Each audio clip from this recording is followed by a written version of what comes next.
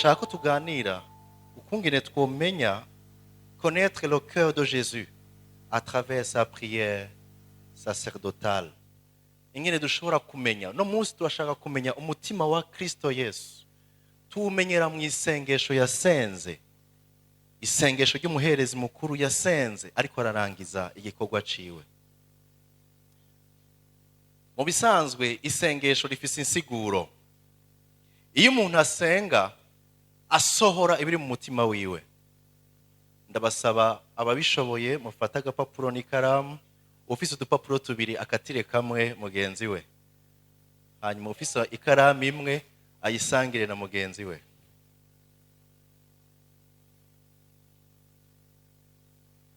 Kumenya umutima wa Yesu tumenyeye mu masengesho yasenze. Iki kintu kirakomeye. Nariko ndavuga nti amasengesho atuma umenya umutima w'umuntu. Cyanyibukije umunsi umwe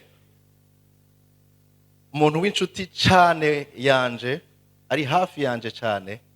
Umunsi umwe mu isengero rimwe twari turi kumwe, nari nkiri muto, bamuha umwanya wo gusenga mu kurangiza igikorane. Baramubwira bati kanaka, Pasteur ahagaze imbere ati kanaka ntaduze ijwi asenge. Kubera twari tumuzi dutangura kwiyumvira iyo duhungira, kuko twari tuzi ko mu isengesho ryiwe hashobora kubamo ibintu bitameze neza, kuko isengesho rigaragaza umutima w'umuntu. Arahaguruka aravuga ati Mana turagushimiye kubona igikorane kirangiye neza. Sinogenda ntakwibukije iki gihugu ca Kongo. Ico gihe hari ikibazo muri Kongo. Igihugu ca Kongo gitwawe na Mobutu. Mobutu turamuvumye, ariko gututera ibibazo. Mana nitumukeneye.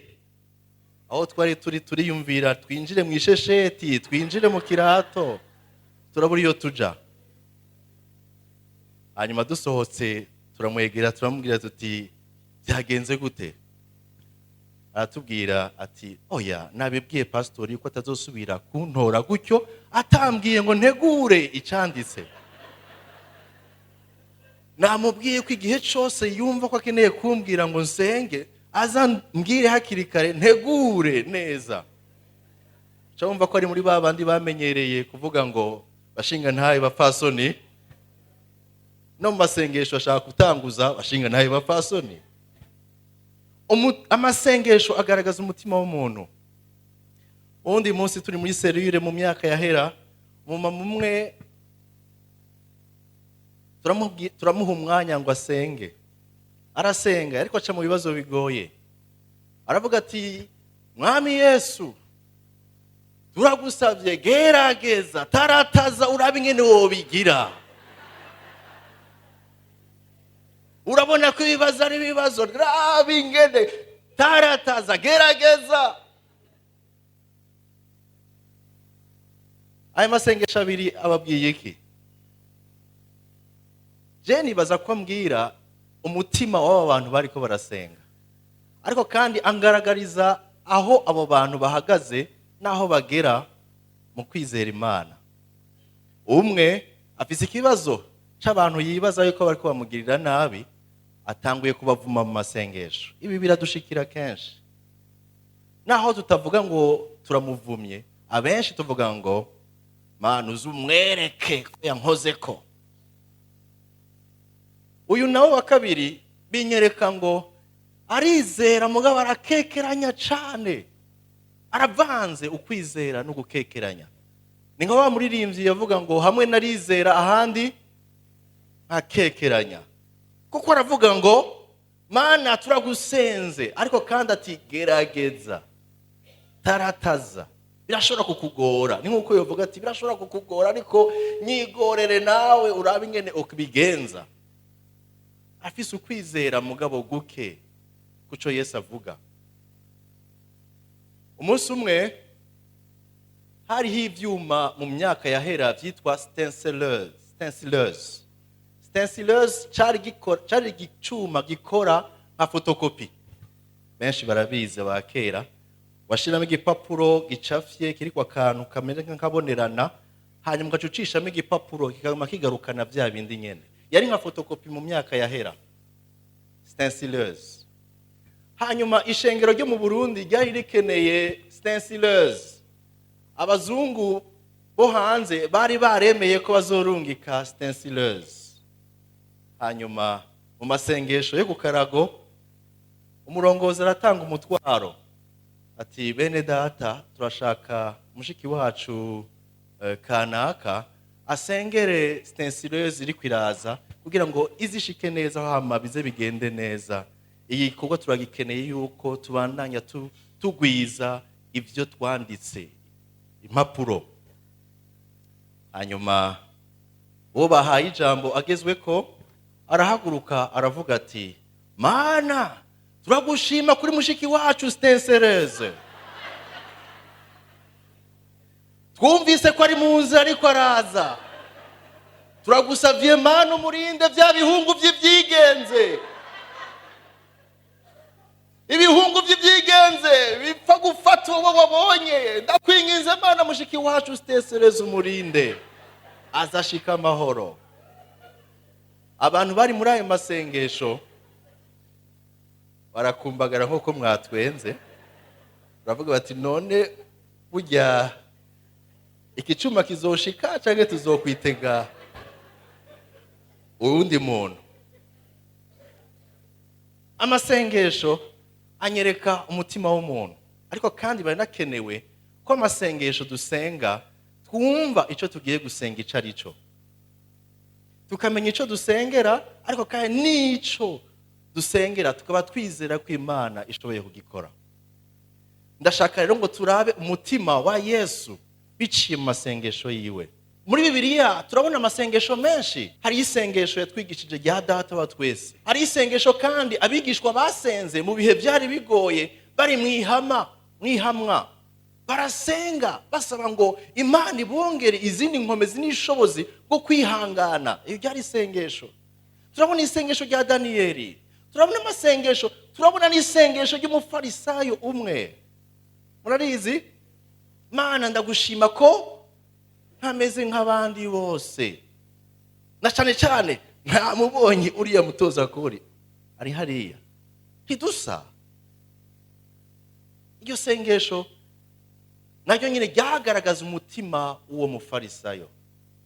Mu masengesho menshi tumaze kwiga canke ayo maze gusenga canke ayo maze kubona, ndashaka ngo exploite canke dusuzume, twinjire indani mu isengesho Yesu yasenze muri Yohana igice ca 17 tugisoma cose. Iri sengesho ndaginjiyemo indani cane, nabonyemo ubutunzi budasanzwe, ariko kandi bunyereka umutima wa Yesu, bimpa kumukunda kurusha. No kwiga iki ku masengesho Yesu yasenze? Byari ibihe vyiwe vya nyuma.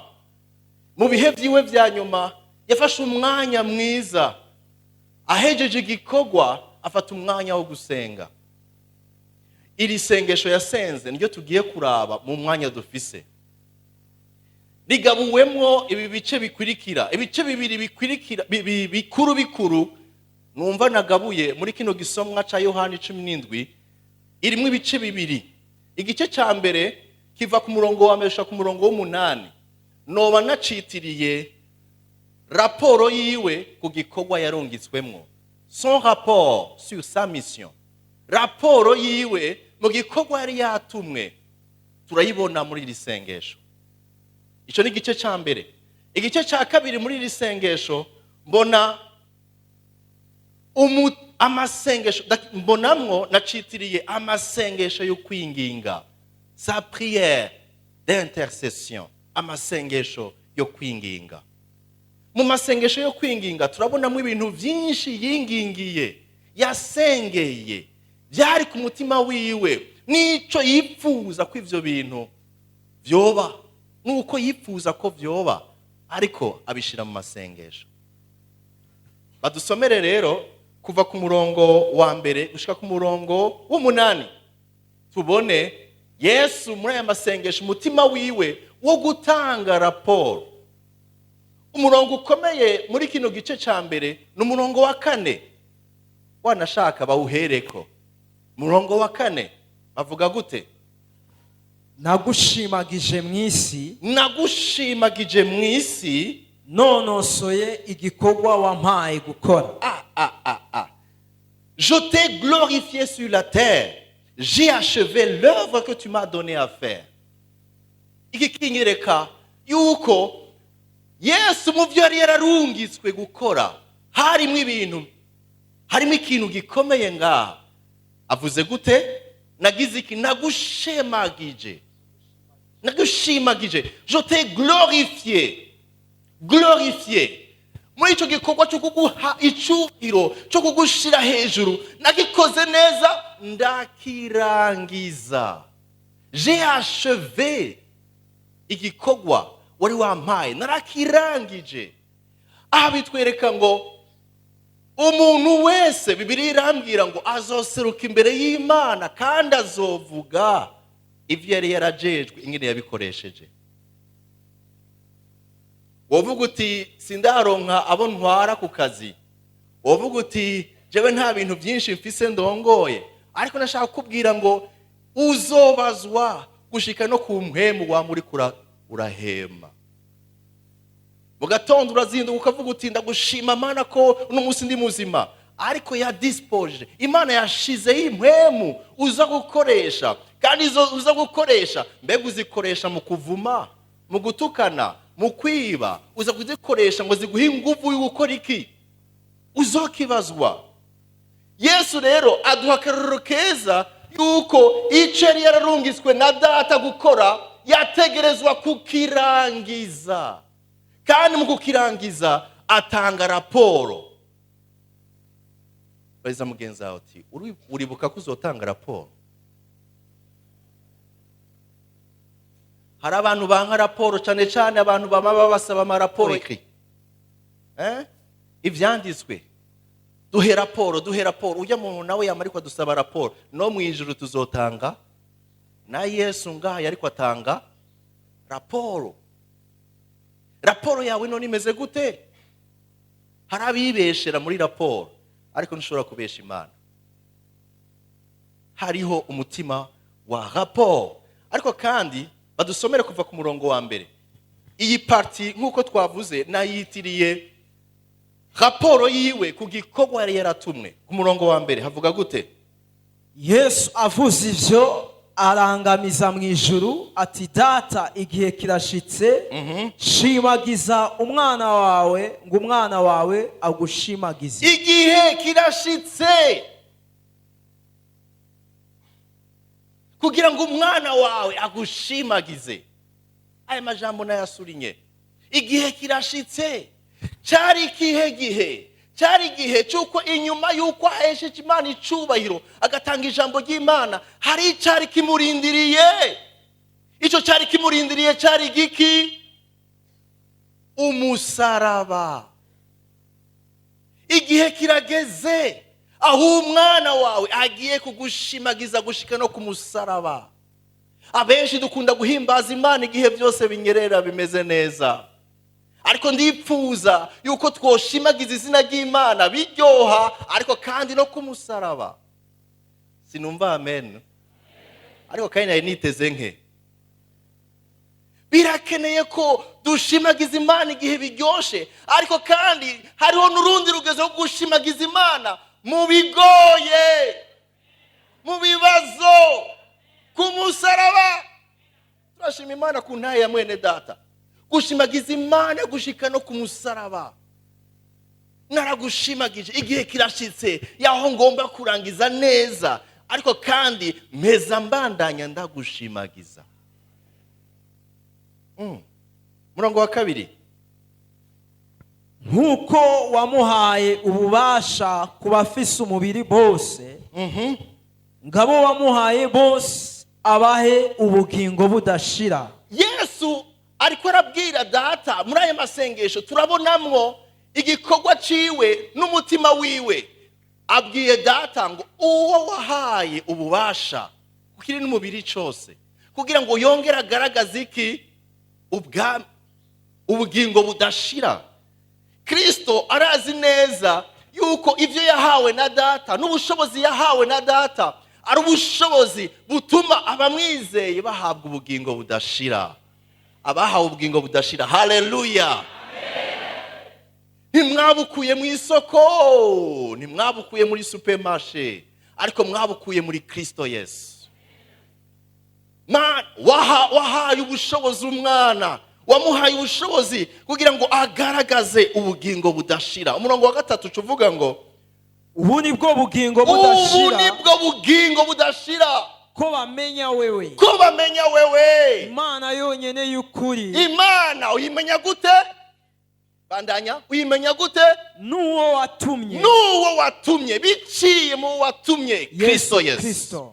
Uhushije Yesu, uhushije ubugingo budashira. Ariko uhuye na Yesu ufise ubugingo budashira. Ababufise, haleluya. Uhushije Yesu, uhushije ubugingo budashira. Ngubu ubugingo budashira nuko bamenya wewe Mana, nuwo watumye Kristo Yesu. Ubugingo budashira si ibikorwa byiza ukora utigeze umenya Kristo ngo harira ibyaha byawe wongere umuhe ubugingo bwawe. Birashoboka ko winjira mu isengero inshuro nyinshi, birashoboka ko umaze kumenyera yuko kuwa Mungu uja gusenga, ariko nashaka kukubwira ngo nimba ari ivyo gusa nta bugingo budashira igihe utazohura na Yesu ngo umuhe ubugingo bwawe.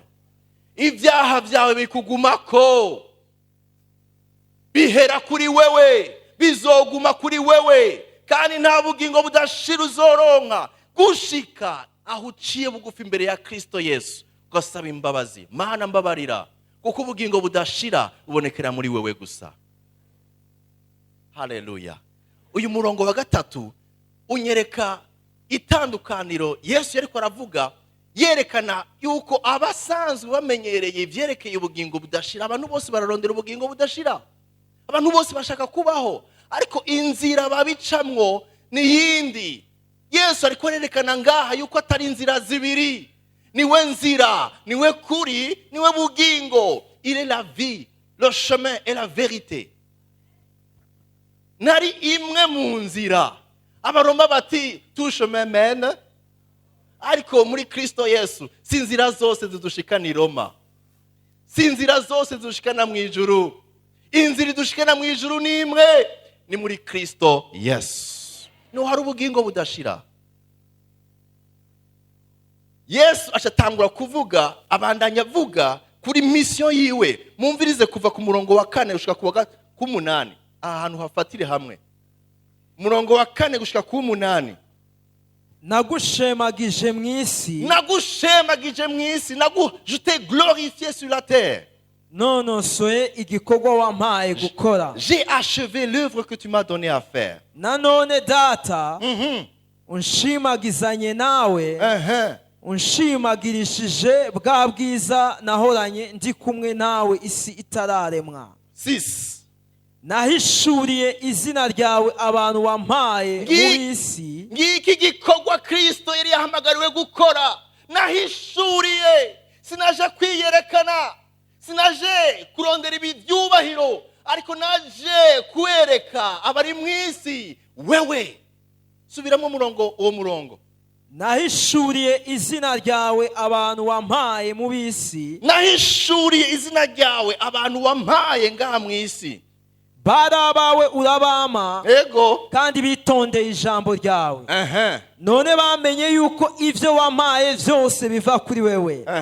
Kuko amajambo wampaye nayabahaye, nabo bakayakira, bakamenya vy'ukuri ko naturutse kuri wewe, bakizera ko ari wewe wantumye.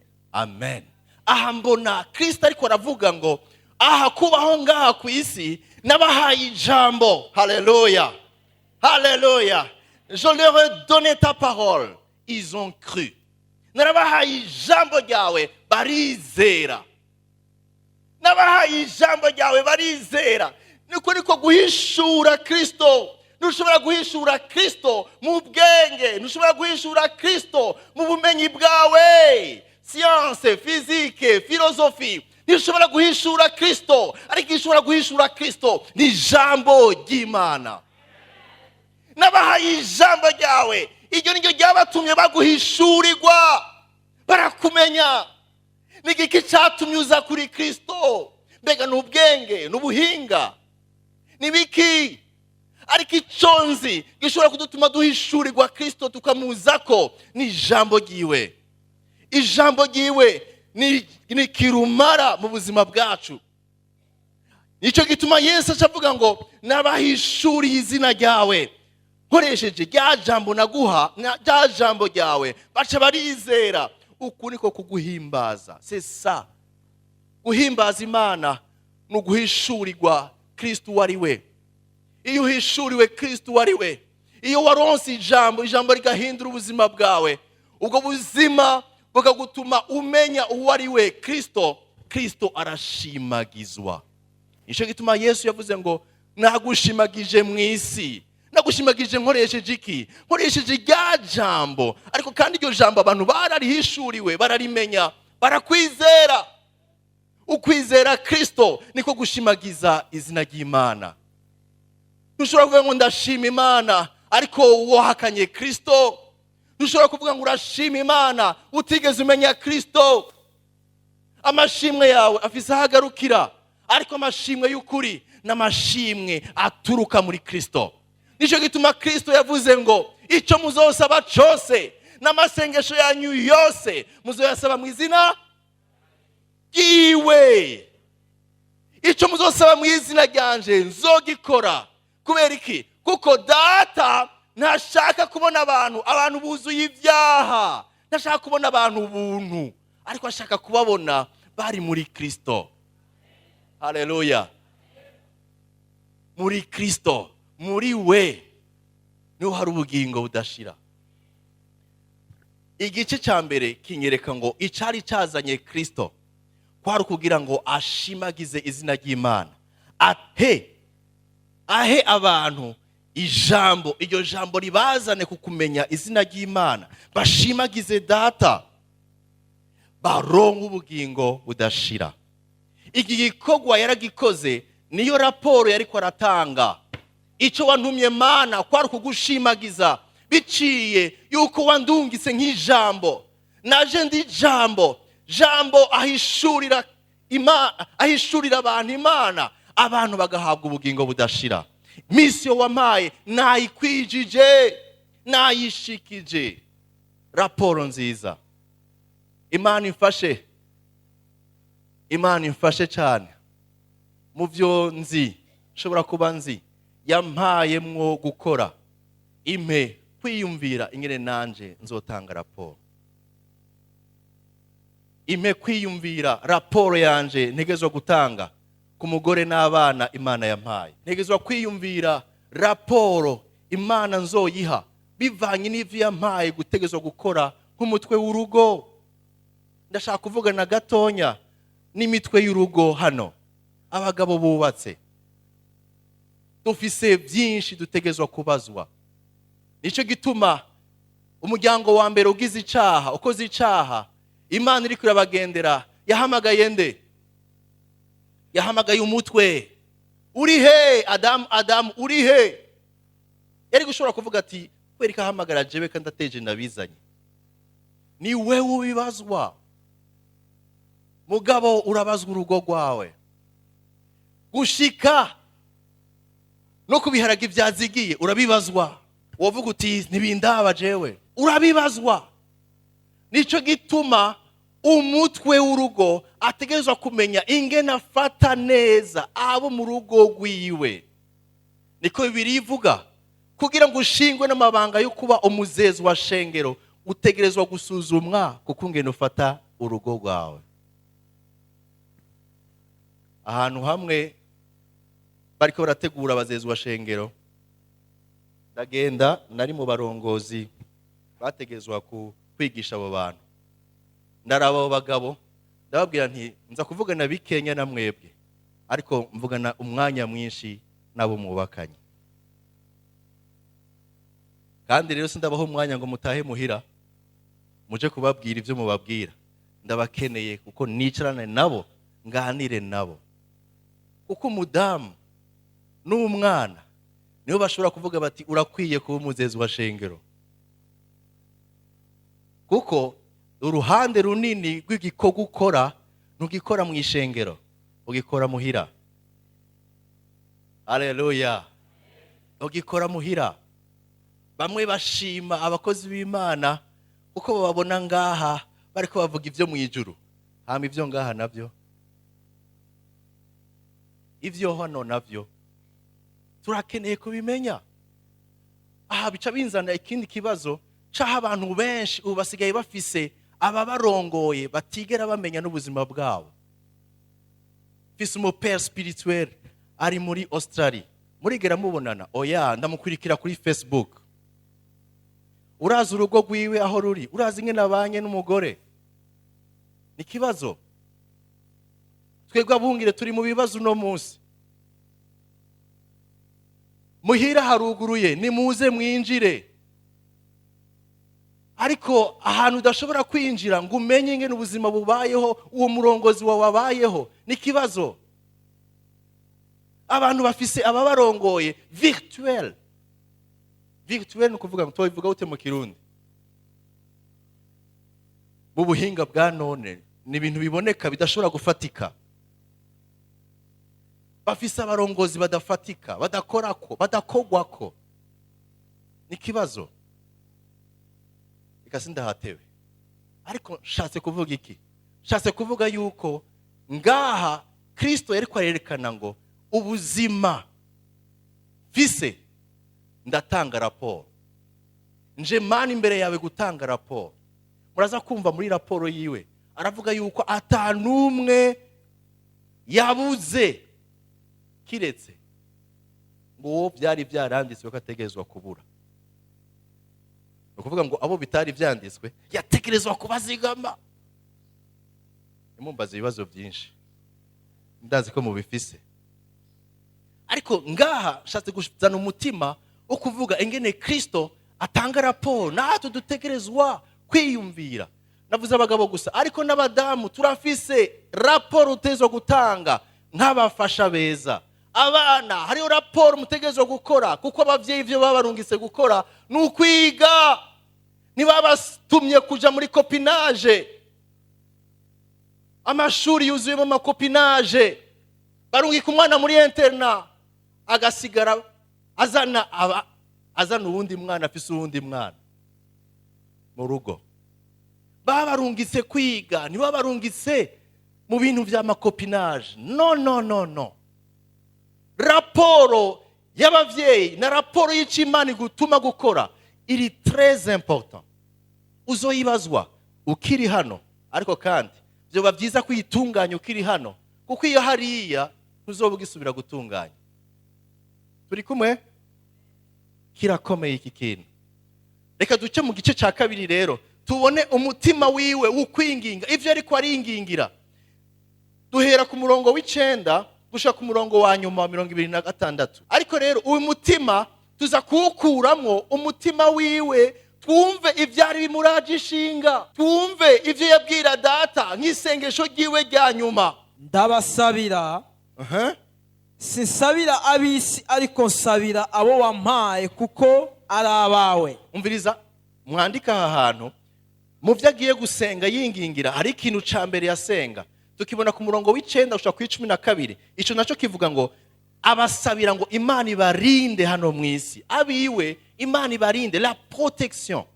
Abingingira la protection muri inosi.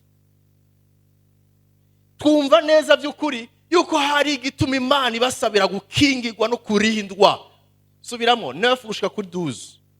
Ndabasabira, sinsabira abisi ariko nsabira abo wampaye. Abasabira iki? Kuko ari abawe. Abasabira iki? Kandi ivyanje vyose ni ivyawe. Subiramo. Kandi ivyanje vyose ni ivyawe. Bandanya. Ni ivyawe navyo ni ivyanje. Kandi nashimagijwe muri bo. Okay. Sinkiri mwisi ariko bo bari mwisi. Nanje ndaje kuri wewe. data wera data wera ubazigamire mu izina ryawe wampaye izina ryawe wampaye ngo babe umwe nk'uko natwe turi umwe douze. nkiri kumwe nabo nabazigamiye mu izina ryawe wampaye n'abazigamiye mu izina ryawe wampaye narabashibamye ko je les ai préservés kandi nta n'umwe muri bo yapfuye nta n'umwe yapfuye atari wa mwana wo gupfa rubi kugira ngo ivyanditswe bishike. binyereka umutima Yesu afise yuko abiwe bagira iki barindwa la protection. Oh, ibi binyereka umutima wa Yesu. Umutima wa Yesu ntiyari wawundi avuga ngo wabonye bya bindi wamana kubikora ndabikoze nyarukiriza nigire sije nzobona ndavuye muri ino si. No, ariko umutima wiwe wari mana sinkiri muri ino si, kandi yarakiriyo ariko yaramaze kubona ingene agiye kubambwa gupfa no kuzuka no kuduzwa. Yaramaze kubona ko agiye kuva muri ino si, ariko ntiyashima yuko anezerwa nuko avuyeyo gusa, ariko yibuka biwe. Arakwibuka, aranyibuka, ati bari mwisi, isi ndayizi, nco ngusaba nuko bazigamira muri ino si. Bari mwisi goye, isi tabakunda kuko nabahaye ibyawe, ariko icyo ngusaba nuko bazigamira muri ino si. Nashaka kuvugisha ukuri no kubabwiza ukuri, ino si ntiyoroshe,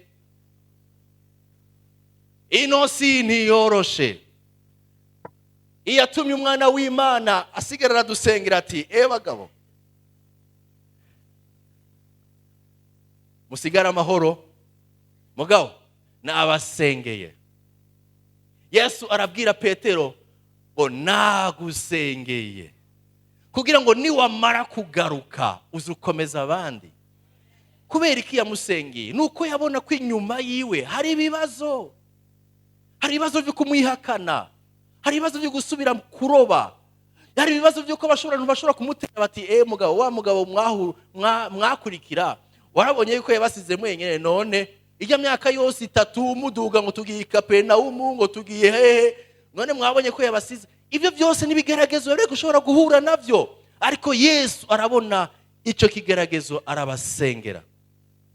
Waruzi yuko azi ibishobora kuba imbere mu masaha 3, mu myaka 3, mu myaka 5, mu myaka 10, ibibazo byose bishobora guhagarara imbere yawe arabizi, ariko yaransengeye. Arabizi ariko yaransengeye. Ndizera ku mutima wa Yesu atigeza ntawe jenyene. Yaravuze ngo sinzabasize mwenyene, ndagiye ariko nzobasigira mwemu azobashoboza, azobakomeza, azobarongora mu kuri. Icyo duhamagarirwa mu kwizera uwo mwemu ari muri twebwe, kuko Yesu yaradusengeye. Haleluya. Abasengeye baranezerewe. Haleluya. Yaransengeye. Nikiye kibazo no munsi ushobora kufisa ubwoba muri ino si buruzuye n'amakuru aryohera isi, n'amakuru ateye ubwoba. Isi ivuga amakuru ateye ubwoba, isi ivuga ibintu biteye ubwoba. Karabaye umwaka uraheze tugiye kwinjira mu yundi, murawuzi uwo mwaka. Hari ibibazo ntituzi neza ingene bimeze, ibiciro byaduze. Karabaye tuzoba wande, ziga turirimba ya ndirimbo ngo nzoba wande. Ibibazo ni byinshi, ariko kubizera nta kintu gishobora kugushikira Yesu atakimenya imbere. Yarakimenye kera imbere ko kibaho.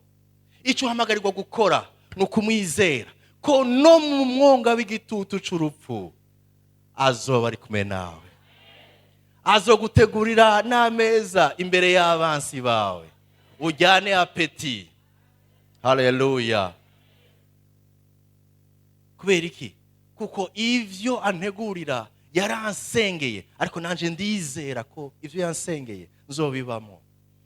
Wewe ntuzi ejo, ntuzi mu myaka 2, ntuzi ibibazo biri imbere, ntabyo uzi, kandi Imana yagize neza kutabitwereka. abishatse kuhishurira bimwe bimwe irabikora, ariko kuko tutazi biri imbere iduhamagarira kubaho ubuzima bwo kuyizera. Arabasengera, abo wampaye n'abawe, ce que tu m'as donné sont à toi. Abo wampaye n'abawe, ariko kandi bazigame nkuko nanje igihe nari mu isi n'abazigamye n'abarinze. Ndashaka kuganira gatonya n'abarongozi bari hagati yacu. Mu byo Imana ibaha, irabaha kurongora. Mu kurongora si ugutanga amategeko gusa, si no guhagarara imbere, ariko kurongora no kuba icyitegererezo. Ariko si ico gusa, kurongora birasaba kurinda. So kurinda mu gukora ibintu, sase kuvuga birasaba guproteja, kuzigama ivyo wahawe, kuzigama abo wajejwe, kuzigama abo Imana yaguhaye ngo urongore. Abenshi iyo bahawe uburongozi babona ahubwo ko baronsa babaterura. Oya, uronsa buterura, please urongora. Hari igihe abantu bakunda kuryoherwa bavuga bati oya muntu afite ikibanza ciza kuko arongoye abantu 100 muri rya societe, ateruye abantu 100 kandi bose arababazwa, ategerezwa kubarinda no kubazigama. Murongozi uri ngaha, ni wihe amahera menshi wibagire yuko abo urongoye nabo bafise imiryango. Haleluya. Kumbure nta barongozi bari hano. Mumenye yuko urongozi wese ahabwa igikorwa cyo kubicitegerezo, ariko kandi no kuzigama, protéger. Yesu ariko aratanga raporo ati abo wampaye je les ai protégés, narabazigamye. Ndagusaba ko ngiye ubanzigamire, kuko isi ndabasizemwo ntiyoroshe. Turabibona munsi.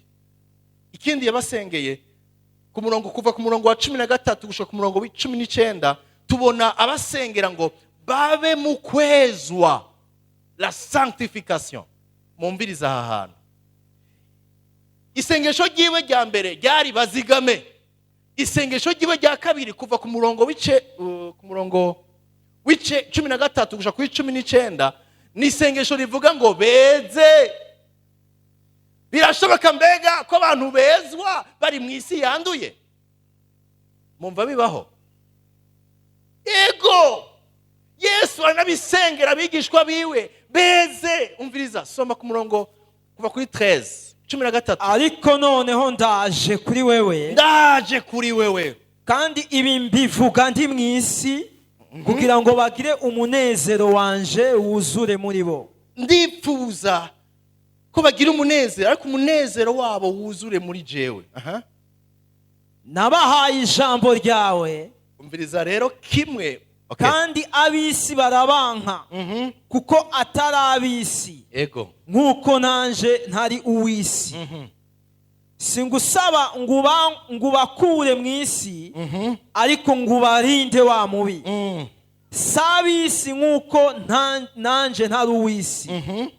Ubeze mukuri, ijambo ryawe ni ryo kuri.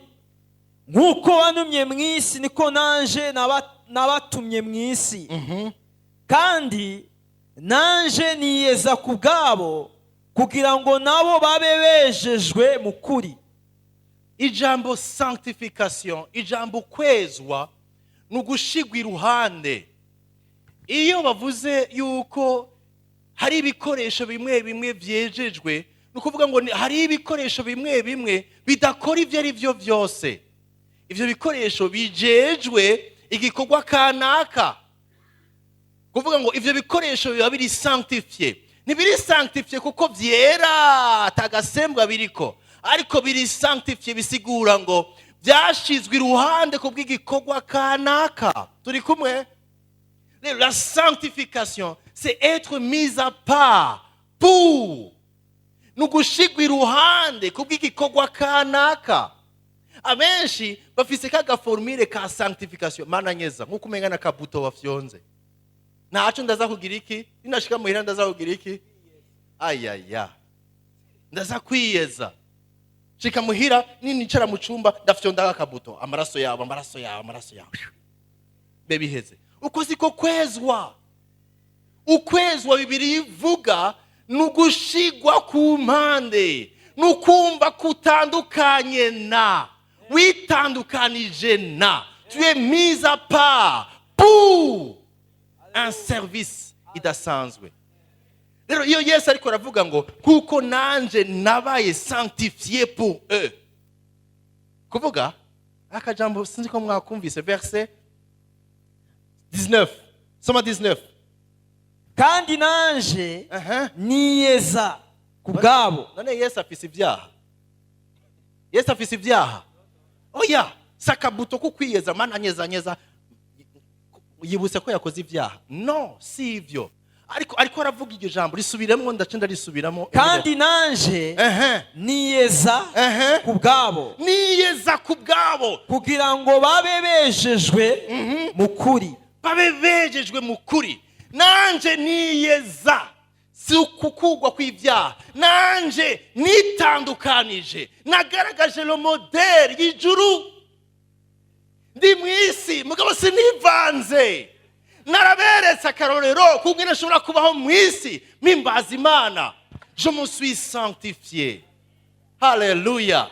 Nariyejeje, sinivanze, sinivayanze, sinatakaje abantu bazubare bamenye ati none uyu ni umwana w'Imana cyangwa se umwana we. Ariko ivyo nakora byari bivuye ku mutima w'Imana. Je me suis sanctifié, naritandukanije kubgabo. Ni kwari kugira ngo yerekane ko ari gitangaza, ariko kwari kugira ngo abamukurikira batahure yuko ubuzima bakwiye kubamwo ari ubuzima nk'ubwa Kristo. Umurongo wa 14 dusubiremo havuga ngo je les ai donné ta parole. Nabahaye ijambo ryawe.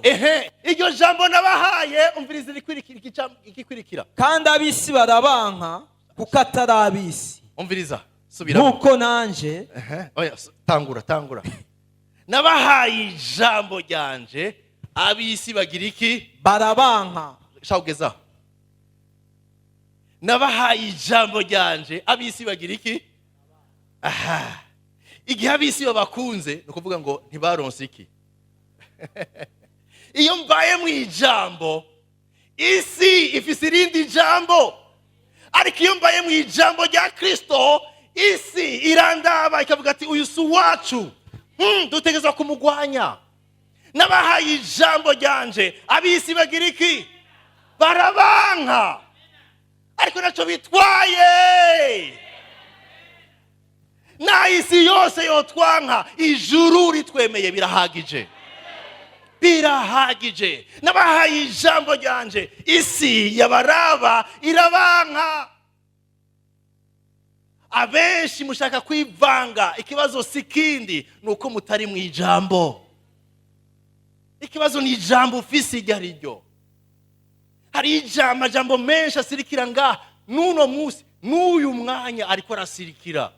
Ikimenyamenya fata radio ugurure kuri FM inimero nizi uraza kumva amajwi. Hari amajambo ariko arasirikira, hari inyigisho zisirikira, ariko ikibazo mbega ni inyigisho ni ijambo rya Kristo cyangwa ni ijambo ry'abana b'abantu? Ijambo ry'abana b'abantu bakubwira ngo reka kwigira ibyo. Na Pasteur kanaka ibyo bintu ntavyagira. Reka kwigira ibyo. Ifo kuba umuntu modere. Baza neza iyo moderation yariyo. Urakavya.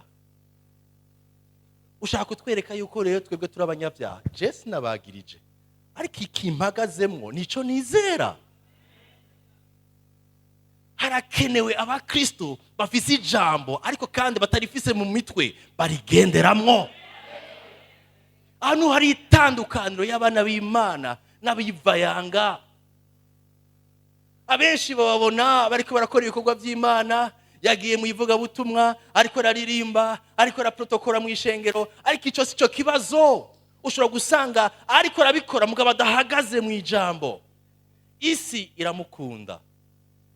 isi nibakunda izo bikunzi byayo, ariko ni isi yabanka nimugire ikibazo, igikuru nuko uhagarara mu ijambo karigumamwo.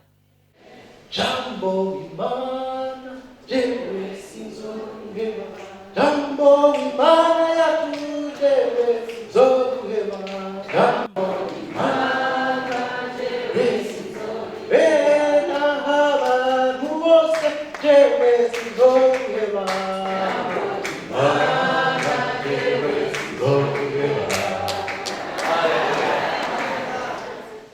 Naragaciyemwo. Uhagaze he mwijambo nuhari ubuzima. Nabahaye ijambo, iryo jambo nabahaye ryabateye ikibazo, ariko kandi ryateye ikibazo isi. Haleluya. Sinzi ko icyo kintu mucumva. Ijambo nabahaye ryateye ikibazo isi. Isi iri mu bibazo, iri kwirabazanya. Ujya muntu tumushira he? Tumufata gute? Ujya muntu ninde?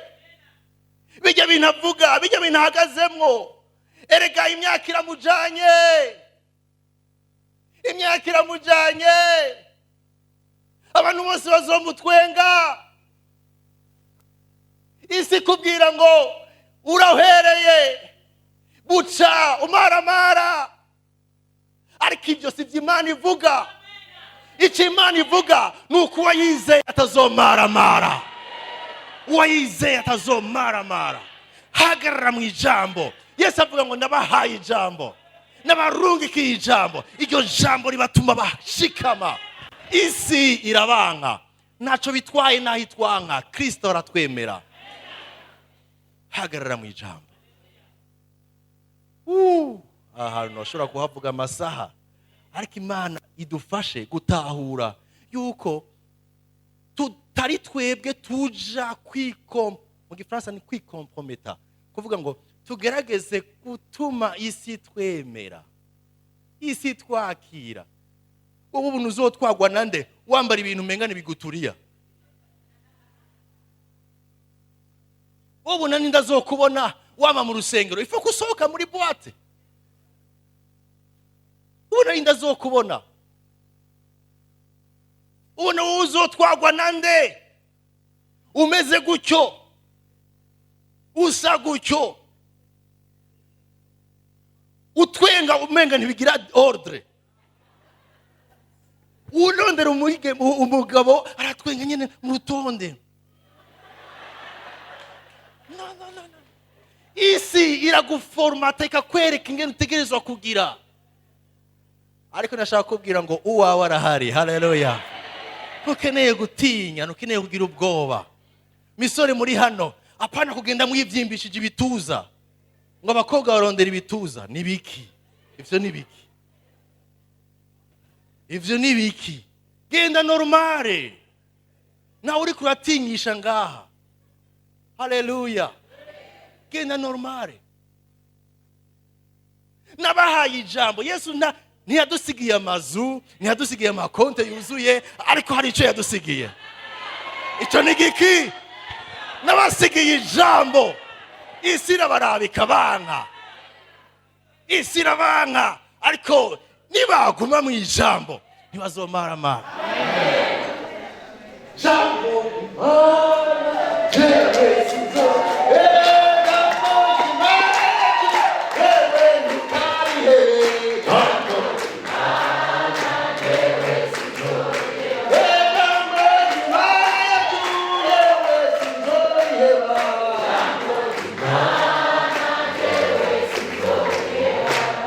Haleluya. Isi ni yabanka nuko mutarabayo.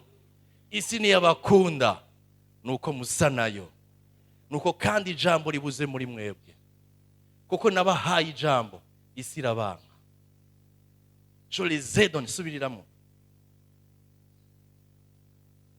14. Nabahaye ijambo ryawe kandi abisi barabanka kuko atarabisi nkuko nanje ntari uwisi. Nuko najewe ntari uwisi. Singusaba ngo bakure mwisi, ariko ubarinde wa mubi. Abamwe bamariko baravuga ngo Mana turarushe tujane. mbona iryo sengesho Yesu atarisenze. Yavuze ngo sindagusaba mana ngo ugire iki. Abariko barasaba ngo mana dutahane kuruhuka, urashobora kubusigaje imyaka 40 yo kubaho ngaha. None uzobaho imyaka 40 uri kuravuga ati ndarushe njana, uzobura umunezero wo kubaho imyaka usigaje kuko udashaka kubaho mu vy'Imana igomba, wa muri kurashaka kugenda. Umuntu yamashaka kwimuka ibintu vyiwe vyamabitekeye.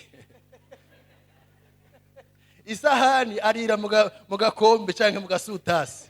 Ntashaka kwicara ngo agubwe neza kubera iki umutima wese uri mana njana. Hari n'indirimbo zimwe ca turirimba mana ndakumbuye uzonza ryari ngo bunyijanire, ariko mbona ngaha Yesu yavuze ngo sindagusaba ngo gira iki ngo bakure mu isi. Rero mwe muratekereza gato, muracaraha, ahubwo rondera kumenya igituma mukiri ngaha, aho kwama mutekeye ibintu mudashobora no gufungura neza ngo mwiyagure. Haleluya.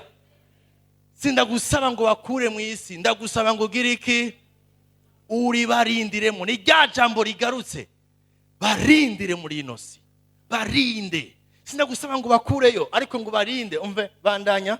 Sabisi nkuko nanje ntari uwisi. Sabisi nkuko nanje ntari uwisi. Ubeze mukuri, ijambo ryawe niryo kuri. Basuye kuvuga uruhara n'ikibanza cy'ijambo. Ngugira iki ubeze mukuri, ijambo ryawe niki niryo kuri. Mana ndagusaba ngo ubashire ku ruhande. Mwumvise kubeza si ukuvuga ngo bakugwe ko ntagire icyaha na kimwe babonekwako. Oya, ahubwo ubuzima bwabo bubu ubuzima buri consacré à toi, bwahariwe wewe. Mana ndagusaba ngo ubezeshe ukuri. Bene data, abigishwa ba Kristo bategeza kugendera mukuri.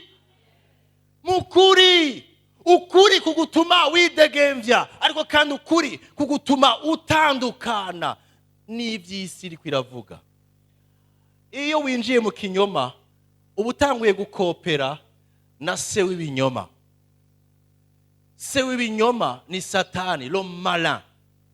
Se w'ibinyoma azana abantu kubatahuza ibintu bimwe bitari byo kugira ngo bave mu kuri, ariko kuri kugutuma wezwa, ubezesha ukuri. Ubwo kuri ni kuva handi, acavuga ngo ijambo ryawe nukuri. Nico gituma iyo ndi mu ijambo ndi mukuri, kandi iyo ndi mu ijambo ndi miza pa. Iyo ndi mu ijambo ndi miza, nashizwe iruhande, nejejwe kubw'Imana, kuko ndi mu ijambo ry'ukuri. Abantu duhora tugeragezwa no kuvuga ibinyoma, ndabinginze duhitemo kuba mukuri, kuko kuba mukuri niko kwezwa. Wasigaje amahera ngahe mbega? Igihe bagutuma wasigaje amahera ngahe? Byarazimbye. Harayasigaye? Nta yasigaye. Naho yasigaranye 2,000. Ibyo 2,000 inyuma y'imisi 100 azoba afise amahera ngana gute?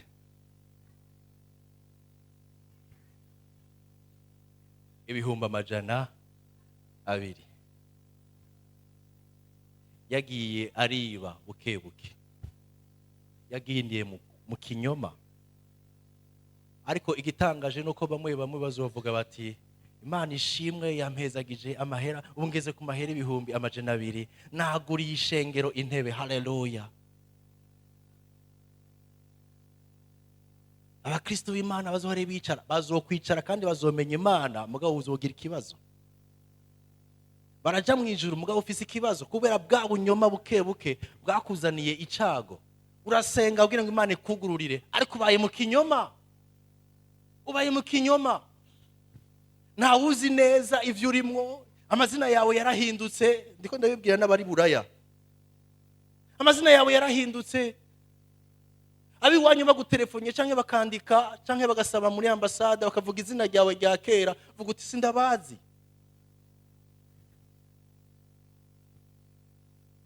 Abavyeyi warishe warahejeje, hanyuma uwo muvyeyi wawe yitaba Imana vya vrai ukaza kurira kandi haheze imyaka waramwishe. Ibinyoma. Uri kurondera iki? Uri kurondera ubuzima, uri kurondera kubaho neza. Ibinyoma. Muhemu w'Imana wishurire vyinshi ntarinze kuvuga ngaha, ariko abantu benshi babaye mu binyoma. Narabeshe diplome yanje ni kinyoma. Urabizi neza ko wabeshe diplome yawe. Kinyoma. Hari ibintu byinshi no munsi uri kurapanga, umwaka uraheze, umwaka w'ishuri uraheze, uriko wiyumvira aho uzoja kubandanya ishure, ariko urazi ko wananiwe, ushaka kubandanya wunguruzwe. Nimba uri hano, raba neza ntuje mu kinyoma. Mukoresha diplome muzikuye he? Impapuro muzikura he? Impapuro bakubita kw'ibikumu bitari vyo. Ikinyoma. Ariko mu ishengero tugatonda ku masaha kuwa Mungu.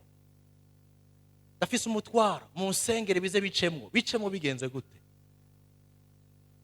Nico gituma iyo dusengera abantu rimwe na rimwe nibaza ko haraho tuba dukeneye kubaza neza. Usengere bize bicemwo hariho afere ndimwo. Uri afere yihe?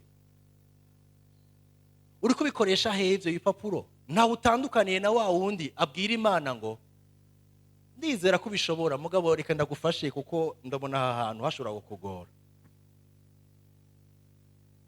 Ubuzima bw'ikinyoma, ubuzima bubi.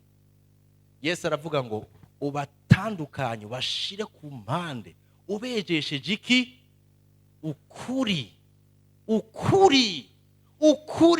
gutanga umwidegemvyo. Ukuri gutuma utiyumvira ivyo umaze iminsi ubesha kugira ngo bandanye ubeshereza hahandi nyene. Abantu babesha bararuha cyane kurusha abavuga ukuri, kuko guma yiyumvira ati mbega ujya namubwiye yuko nize hehe, kumenga ujya namubwiye muri Sorbonne, mugabo ujya wundi nawe namubwiye Paris, nasha ninde nabwiye muri boko ari Sorbonne wundi Paris. Kibazo ugacupfa guhitishamo, uraruha, ubwonko bwawe guma buzunguruka, amaso yawe uraruha, uragwara umutwe, wama muri stress. Kubera iki?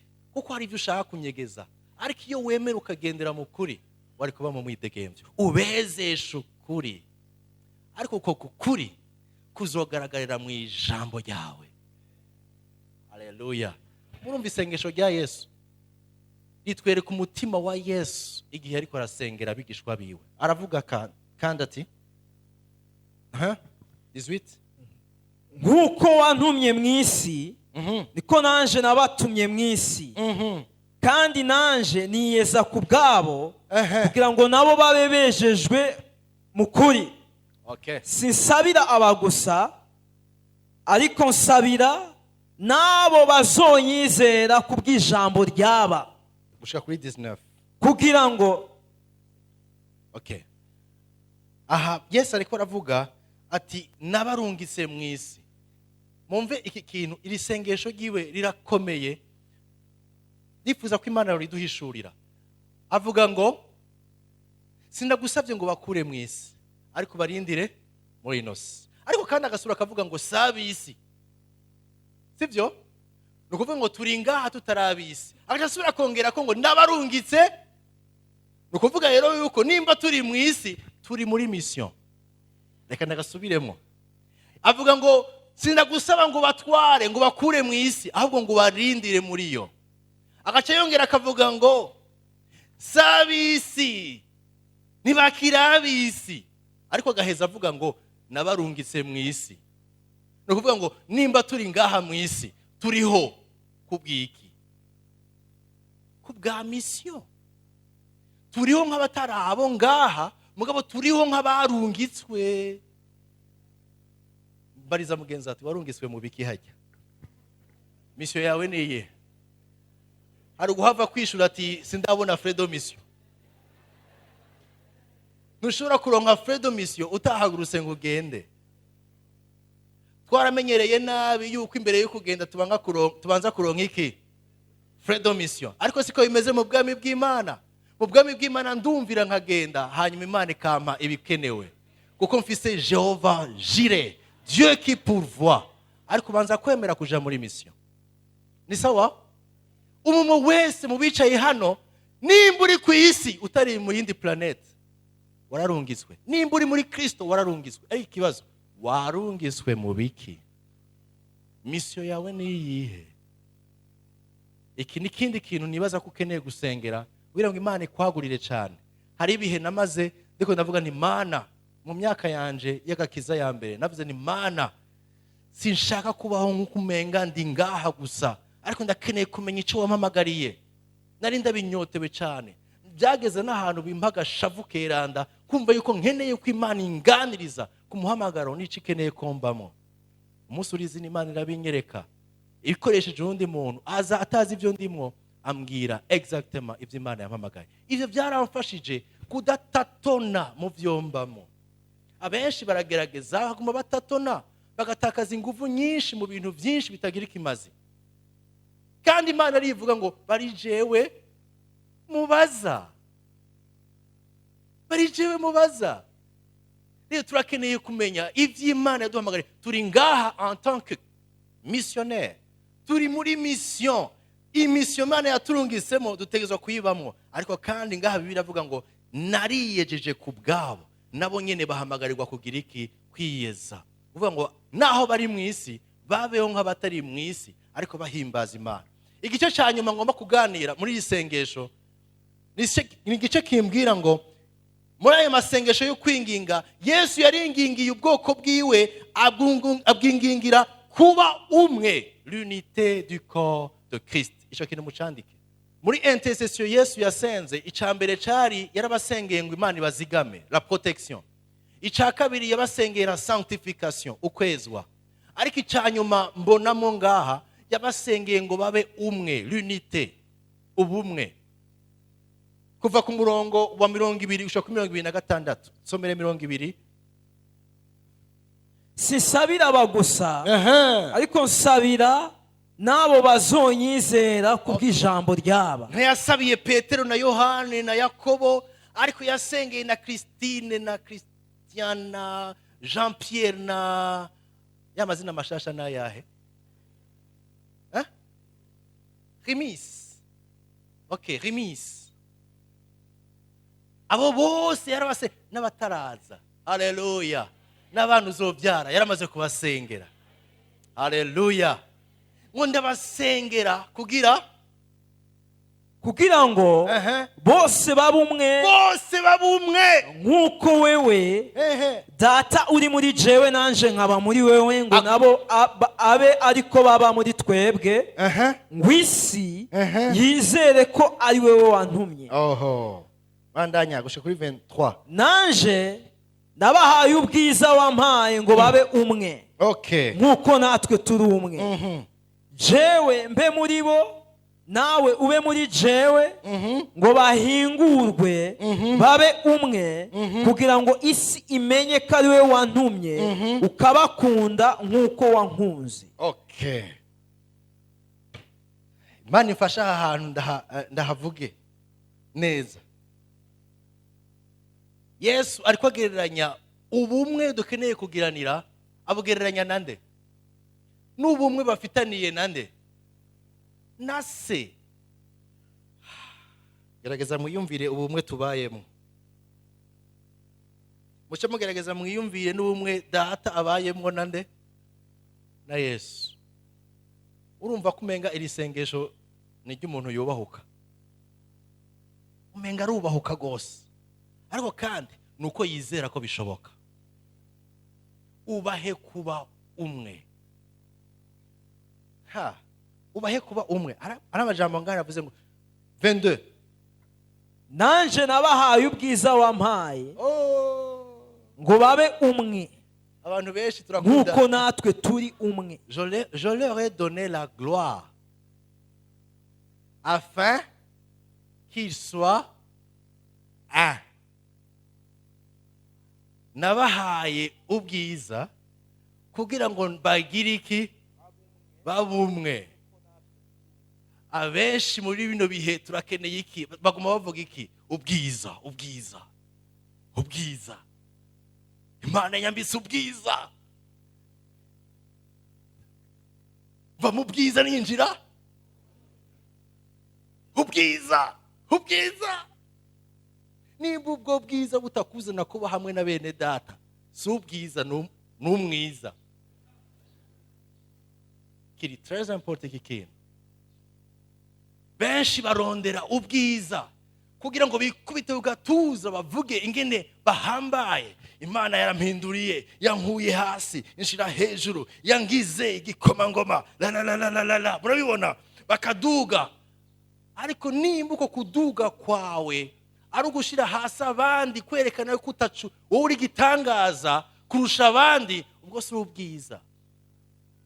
Nabahaye ubwiza, subiramo iri jambo rije mu mitima yacu. nanje nabahaye ubwiza wampaye ngo babe umwe. Ngo nabo bahereye iki? Ngo babe umwe. Sinabo bahaye ngo bishime, bishimirize. Nabo bahaye ngo babe umwe. Iyo uhezagiwe, iyo uvuye ahantu ukaja mu rundi rugezo, mbega uribuka yuko uri umwe n'uwundi.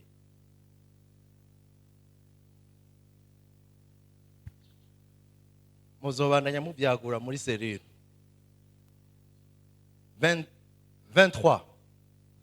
jewe mbe muri bo, jewe mbe muri bo, nawe ube muri jewe, nawe ube muri jewe, ngo bahingurwe babe umwe. Wewe subiriramo. jewe mbe muri bo, nawe ube muri jewe. Agarika. Wewe ube, oya, hatangura jewe mbe muri bo, nawe ube muri jewe. Murabiki gicapo. Tangura. Jewe mbe muri bo, nawe data ube muri jewe. Ukuvuga ngo muri wewe hari iki? Sa? Yesu aravuga ngo jewe mbe muri bo, nawe ube muri jewe. Nukuvuga ngo muri jewe hari iki? Haleluya. Muri jewe hariyo Kristo, ubutatu buriyo. Ni Imana data iri muri jewe, iri muri uwo wese yizeye Kristo nk'umwami n'umukiza. Haleluya. Rero nisho gituma naho woduzwa mu bundi bwiza, wibuke yuko n'uyundi harimo Kristo, hakabamo na data muri we. Mukeneye kuba umwe. Ubumwe ni ikintu gikomeye. Ubumwe bugaragarira mu rukundo dufitaniye nk'abizera. Ubumwe bugaragarira mu kungene twitanaho.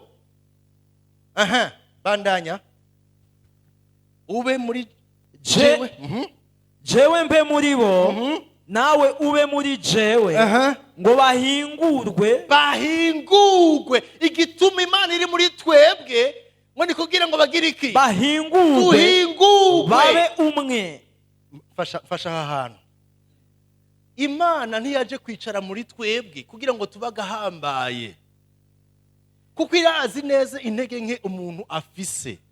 N'umunyantege nke, dufise intege nke nyinshi. Hari izigaragara n'izindi zitaragaragara, hari n'izindi tugerageza tugahisha. Uko niko umuntu ameze.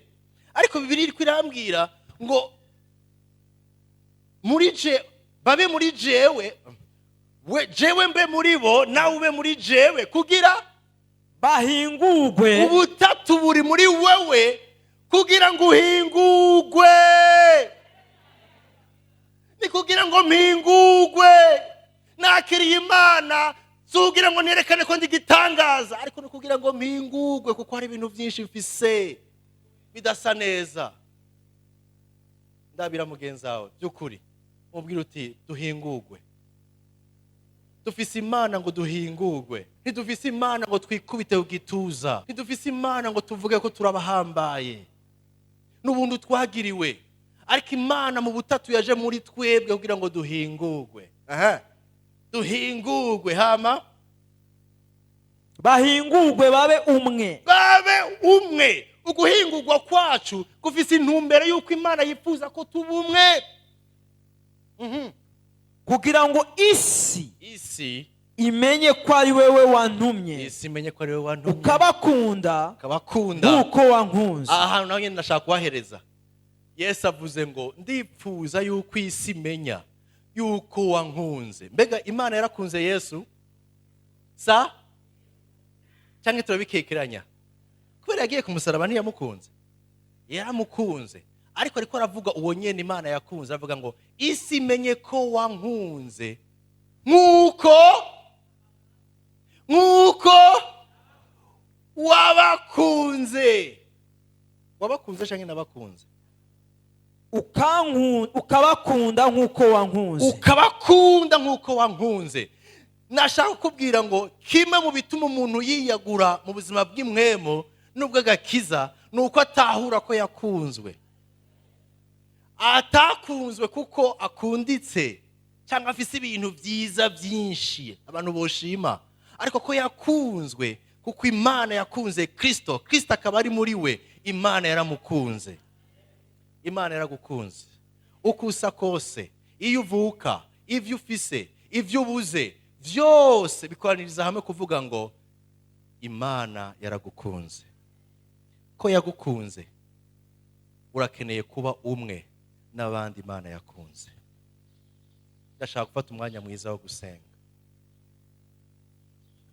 Aya masengesho muzobandanya muyagura, ariko ni isengesho rikomeye cyane ritwereka umutima wa Yesu. Umutima w'umuntu ubonera mu masengesho. Yari ariko araheza, ahejeje gutanga raporo yiwe, ntiyibagira gusengera abigishwa biwe.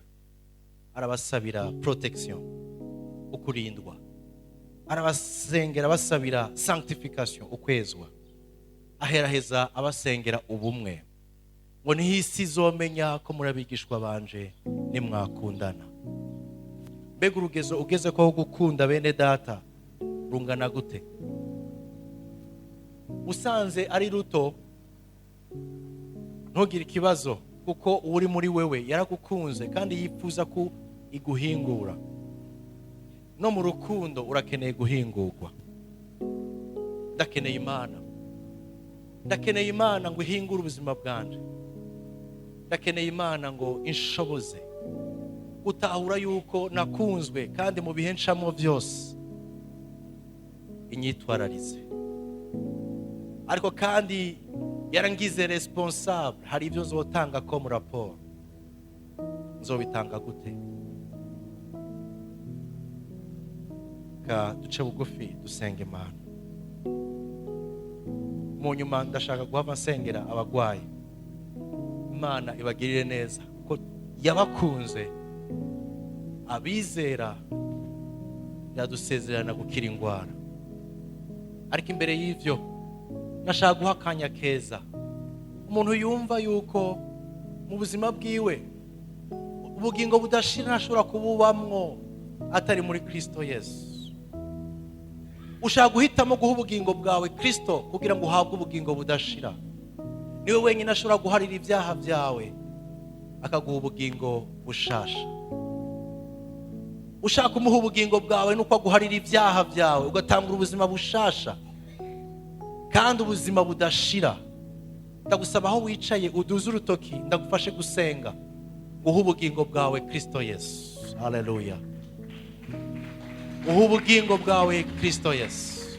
Ntuzokwigera umaramara, kuko ntuhagaze ntudugije urutoki imbere y'umwana w'umuntu. Ariko icyo uvuga, icyo uri kuravuga mu kuduza urutoki, uri kuvuga ngo ndakeneye imbabazi z'Imana. Ndakeneye nanje kuba umwe muri aya masengesho Yesu yasenze, kuko yarasengeye. Ngo sisengeye isi, ariko nsengeye abanyizeye.